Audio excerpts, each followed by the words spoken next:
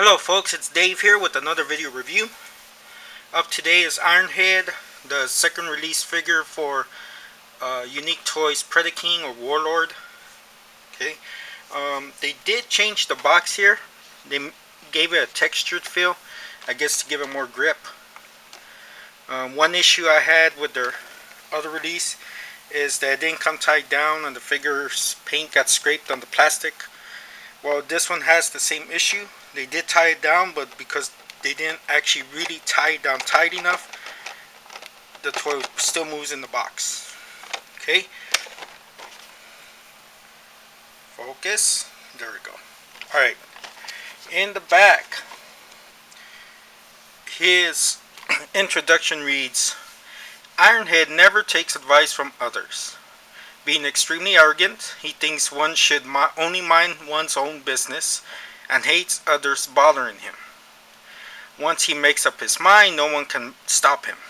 His sturdy horns knock down everything in his way, but his bulky body weakens his mobility. Well, since he only has one horn, I don't know why they said horns unless one fell off during transit. Now, hopefully it shows up here, but they actually show two different versions of Ironhead here. One with a lighter yellow and one with an orange color tone. So maybe they were supposed to release two. Who knows? Take him out his bag. See how it's kind of loose there. Alright. Whoops. Those flew out. What were they? Okay, well, in that poly bag, that was open. Move him back. Comes the instruction booklet.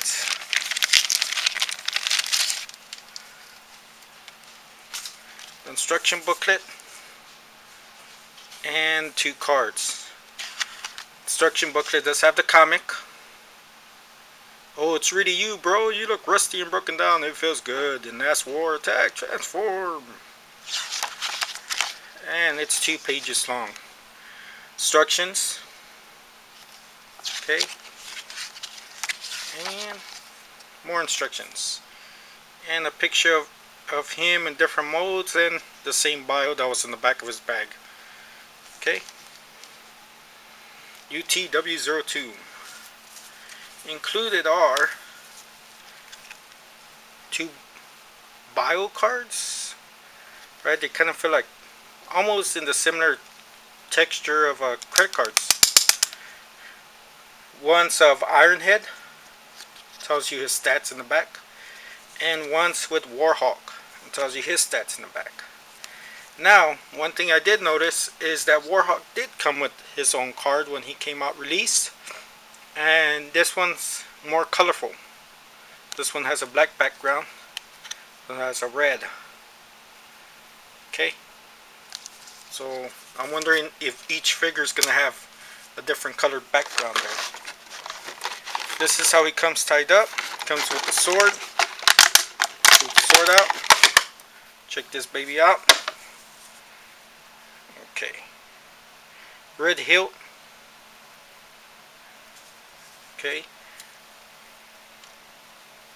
Let's see if I can add some light here.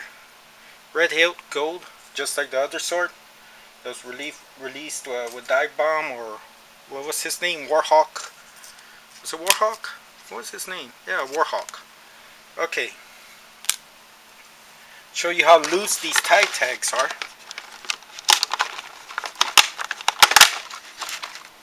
There you go. Yes, I'm going to untie.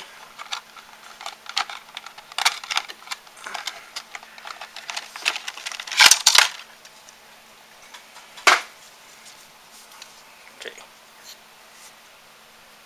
Alright. There's that bad boy there. Alright. This is the foot stand, weapon, attack, or whatever, missile launchers, cannons, whatever you want to call them. Okay. One thing I did notice, Unique Toys, UT. Are you here? unique toys. Wow. They're full of themselves, huh? Stand does turn like this. Ratchet joint. And it has the ability to come outwards. Okay. The guy from the other review made it seem like this thing came out like there's no tomorrow. It really doesn't. You have to pull it out a little bit. Once it's out, it is kind of floppy, but you need to pull it out. Now, he does have lights. Okay. There they are. Pretty strong LEDs in there. Don't know why they put this green plastic in there, but let's leave it in there for show. Let me turn off the lights. Something tells me it'll be hard to put new batteries in there. Alright. Now, for the main figure here. Alright. He does have posability. His joints are on ball joints. Does bend at the knees here. The feet do bend up and down. Sorry, let me try to fix this light a little bit. Okay. That's part of the transformation. Okay. My arm's already loose. I might be able to fix it with super glue or something. Nail polish. Okay. This arm isn't. Does go up and down. Head does turn. It's not on a ball joint. And this piece that holds the head doesn't really lock in place, which is strange because everything else in this figure has ports or little tabs for them to lock into place. The arms, everything. Okay. As you can tell, even this, look at the head, has those knobs there, and they tab there. See, so they don't move around, they don't flop around. One thing I did notice, okay, the legs were in reverse on mine, so you may have to fix yours.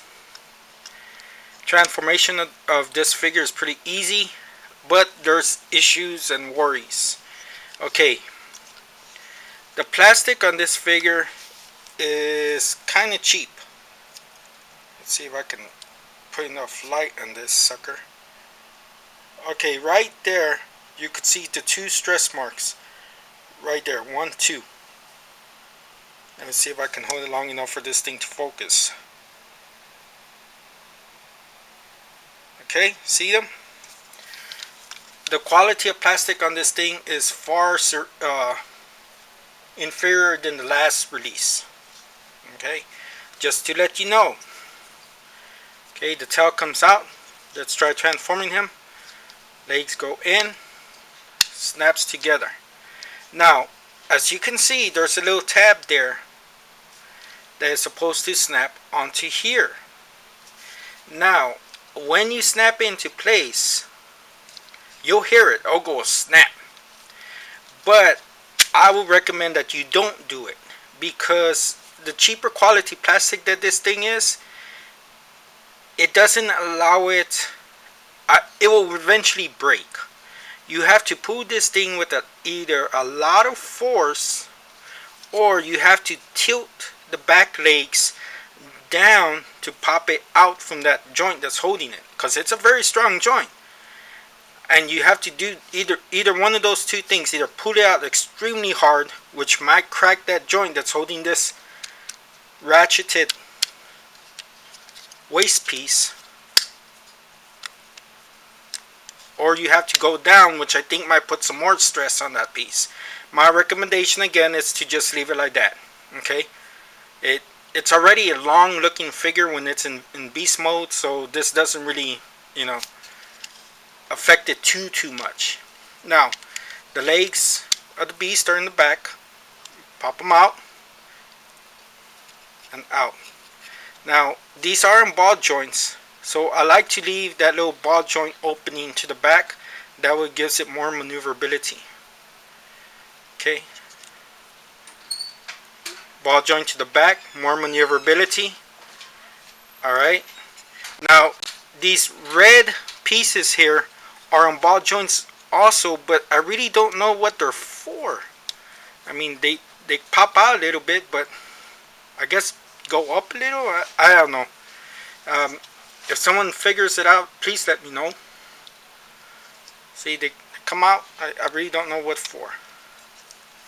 Okay, now in the instructions, this thing isn't very descriptive. You see that joint right there? Well, the arm, well, I'm sorry. You see this joint right there? This arm or joint goes into this piece. Well, in the instructions, they tell you pop this joint in there, right? And then just put this door down. Well, the door doesn't have the clearance to go down. So what you need to do is push this tab up, which reveals the tab that the door goes into. Pop in there, good to go. See this joint right there? Or this recess point there? Well, that's where this piece goes. So everything has a place. See? Nice and simple. Head locks into place. Same thing on the other side. Boop, boop, boop. Okay. Don't forget. Right there. Right there. If you look at the instructions, it doesn't tell you to slide that piece down. It just shows it in the red color tone. And I guess they're hoping that you'll guess it out or figure it out on your own. No need for that. I'll go ahead and tell you what you're supposed to do there. Okay. Alright. And that's basically him. Now, I kind of like how that is right there, because since I didn't lock him down, okay, since I didn't lock him down, he's actually more able to be posed in different variations. You can kind of move him around. I mean, it kind of takes away the whole point of locking it into place, but since it's already long, it's not very noticeable. Okay, I mean, there you go. You can bend them like that. Alright, now there is a way to add the weapons to him. You close that up, you get this thing, pop them back. See those two holes in there? They go to these two little pegs. I don't know this way I put it here is gonna affect it any. I'm hoping not. Let's see. Okay. Okay. There we go.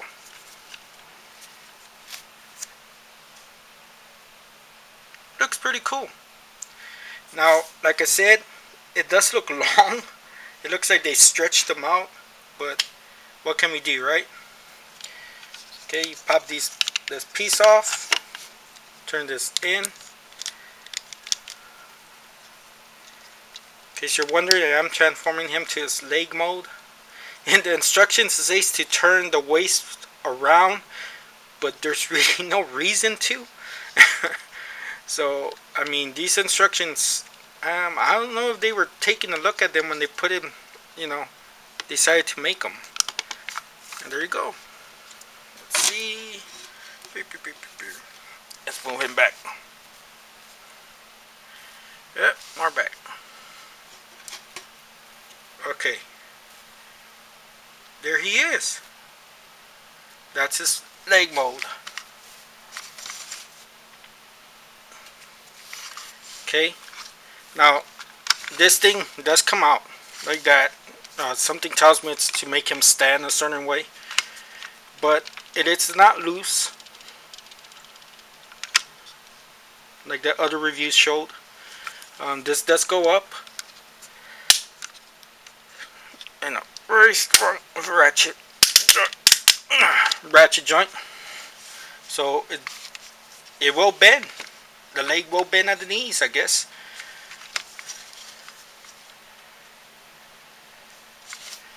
Okay, overall, this figure did have issues. Like I said, my front legs were turned around. The right was on the left, and left was on the right, so to say. The plastic quality is a lot worse than the dive bomb figure. I actually think the dive bomb figure had better quality plastic than this one, as it didn't get the stress fractures, the stress mark. This one did. The size of the leg when in leg mode is pretty tall. Okay, there's Voyager breakdown, so it's gonna be a huge figure once Predaking's put together. It just has issues.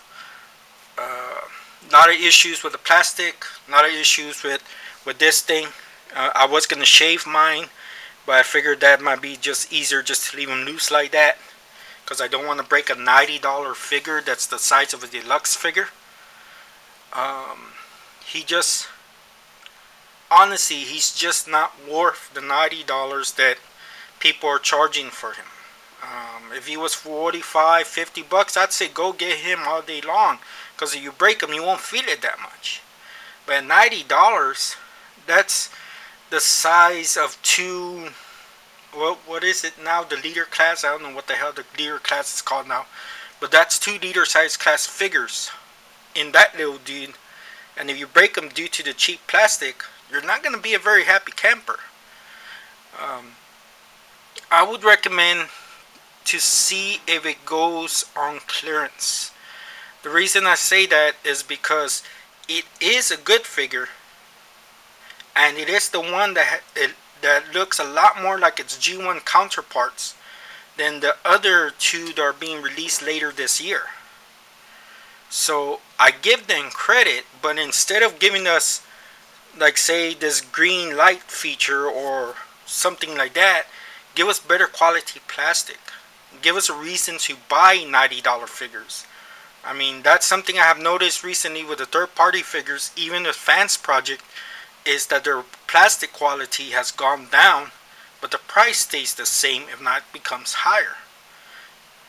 I can't honestly recommend someone to buy or waste $90 hard-earned dollars out of their pocket on this. It's just not worth it. But other than that, I mean, it's a great looking figure. You just know it's not gonna last. And that's pretty much it on this one. Thank you for watching. Enjoy your night, weekend, day. Go enjoy the weekend and have a good day. Bye. You're not going